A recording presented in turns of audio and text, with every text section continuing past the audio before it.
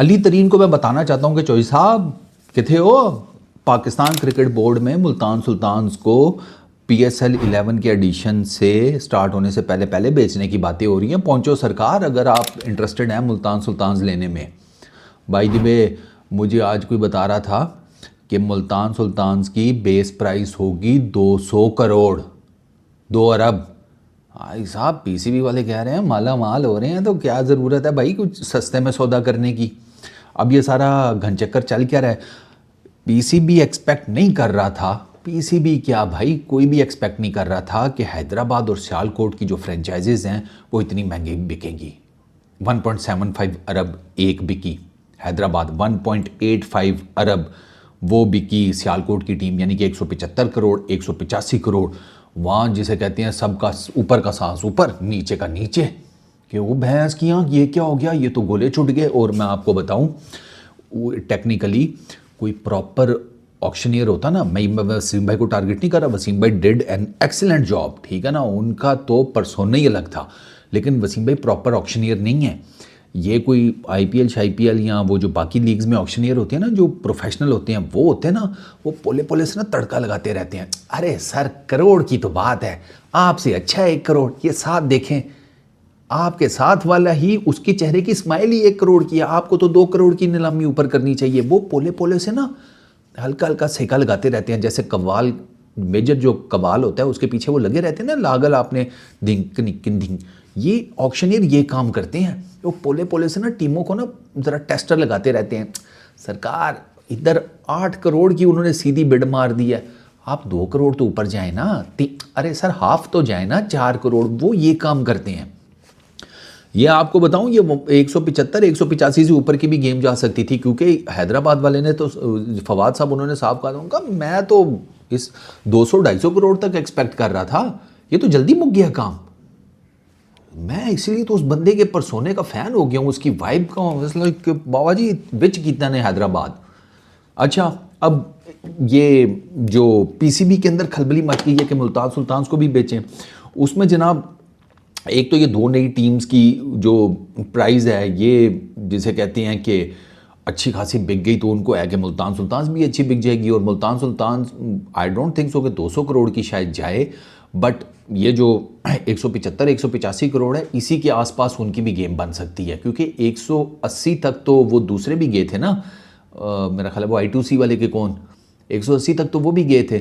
आप PCB को ये देखें, उन्होंने 175 करोड़ की जैसी मुल्तान सियालकोट बिकी, उन्होंने नॉली बेस प्राइस बढ़ा दी कि 170 करोड़ होगी बेस प्राइस हैदराबाद की, ओ सॉरी सियालकोट की, वरना तो 110 थी, 1.1।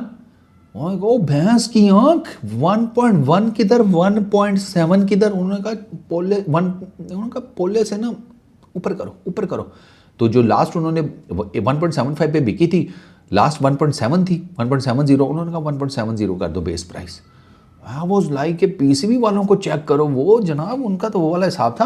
अरे नहीं, राल तो नहीं लिख रही, पागल हो गए, वो थोड़ा सा ज़रा पसीना आ गया था, राल थोड़ी टपक रही है हमारी, मतलब यार क्या ऑक्शन थी यार, कसम से मुझे ना बड़े टाइम बाद कोई सही एंटरटेनमेंट मैंने एंजॉय किया है, तो PCB को डेफिनेटली क्रेडिट यहाँ पर दूंगा। अच्छा, मुल्तान सुल्तान की जो अब वो लीगली देख रहे हैं PCB वाले कि यार हम इसको बेच अभी करंटली सकते हैं कि नहीं, क्योंकि उसमें ना कुछ लीगल चीज़ें भी हैं, जैसे कि PPRA कवानीन के तहत ना किसी भी फ्रेंचाइज़ की नीलामी से पहले एक सर्टन टाइम पीरियड होता है जिसमें आप उस फ्रेंचाइज़ की नीलामी की, ठीक है, उसकी ऑक्शन का इश्तिहार देते हैं पूरा, PCB को वो देखना है।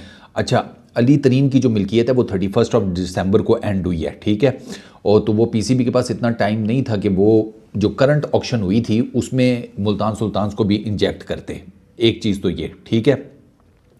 तो अब वो ये सारी चीज़ें देख रहे हैं, इसके ऊपर कैलकुलेट कर रहे हैं।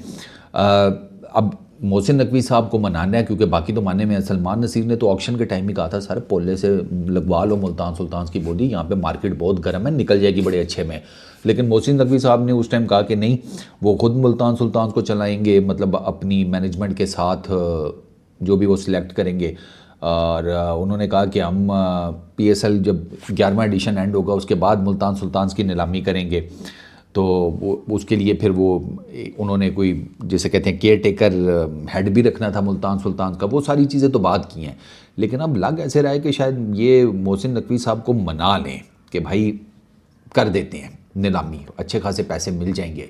कोई 2-4 उनको मैंने आपको बताया लीगल चीज़ें हैं वो देखनी है।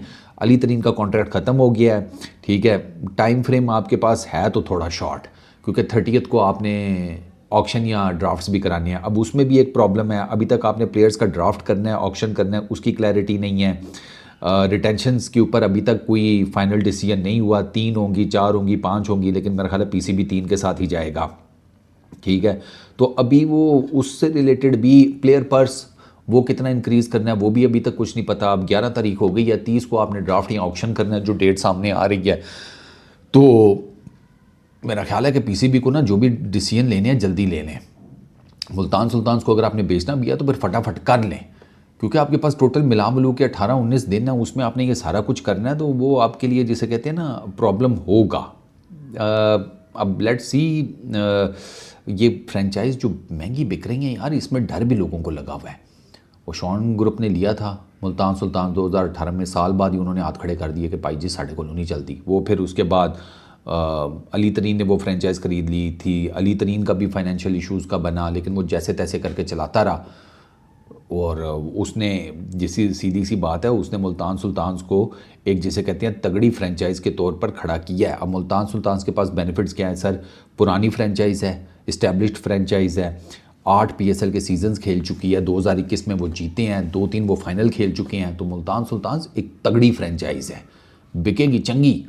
लेकिन उसके लिए बस फिर अब वो पीसीबी को एक तो जल्दी करनी है अगर उन्होंने बेचनी है, और उसमें फिर वो सारे स्टेक होल्डर्स को इन्वॉल्व करना पड़ेगा पीसीबी को।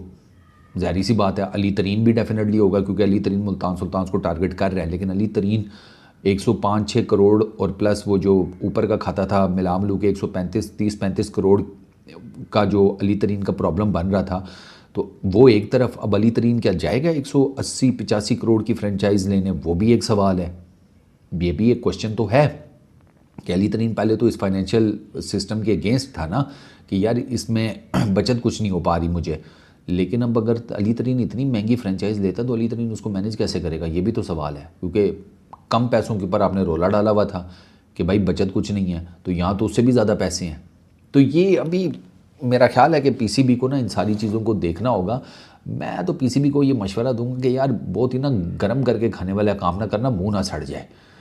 आप ठीक है, आपकी फ्रेंचाइज मार्केट गर्म है, अच्छी प्राइस पे निकलने के चांसेस हैं, लेकिन आपको एक तो अपनी वो लीगल शीगल सब देखना पड़ेगा, फिर उसके बाद आपको सारे स्टेक होल्डर्स को इन्वॉल्व करना पड़ेगा, बाकी फ्रेंचाइजेज़ को भी देखना पड़ेगा, जो बाकी पार्टीज़ आई थी उनको दोबारा से करना पड़ेगा, आपको दोबारा से एक ऑक्शन अरेंज करनी पड़ेगी।